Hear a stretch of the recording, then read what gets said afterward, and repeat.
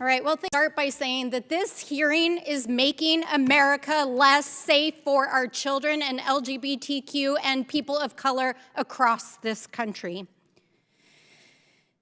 There are over 14 million Americans in this country who currently self-identify as LGBTQ. 20% of our young people who identify as queer have taken actions to harm themselves. Hearings like this, and I'm sorry, witnesses like the ones that have been called here today who are spewing hateful rhetoric, as are my colleagues across this dais today, are making this country unsafe for our children.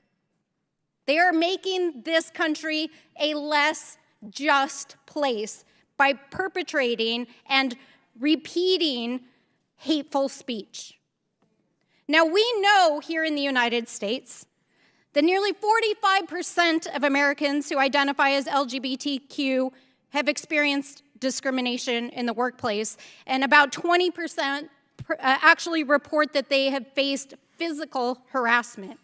Of the lawsuits that have been filed by the EEOC, 35% of them are based on sex, 34% are based on disability, and 17% are based on race.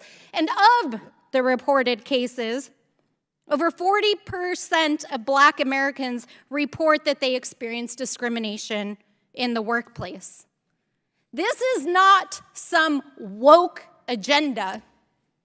This, as Childish Gambino says, this is America.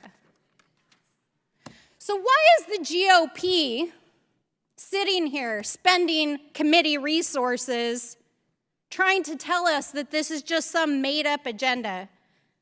Why are they bringing folks here to perpetrate these lies and attacks on people that we know have faced systemic discrimination for generations here in this country? It's because it's being funded. It's being funded by donors. It's being funded by organizations that are trying to advance this agenda. And it's being funded and supported by candidates right here in this Congress, as well as other institutions.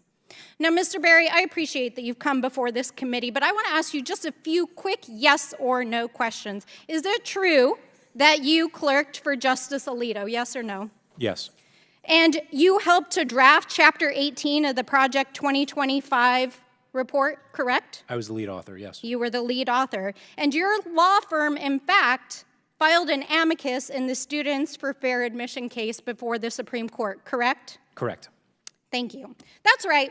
So one of our key witnesses that's been called here today, and again, no disrespect, but is part of a larger effort in front of the courts, in front of Congress, in front of state legislatures across the country to undermine and chip away at the rights of Americans. Affirmative action, voting rights, LGBTQ rights, abortion rights, women's rights, fueling anti-trans and anti-LGBTQ legislation across the country, and making it less safe and less free for our children, for our families, and for all Americans.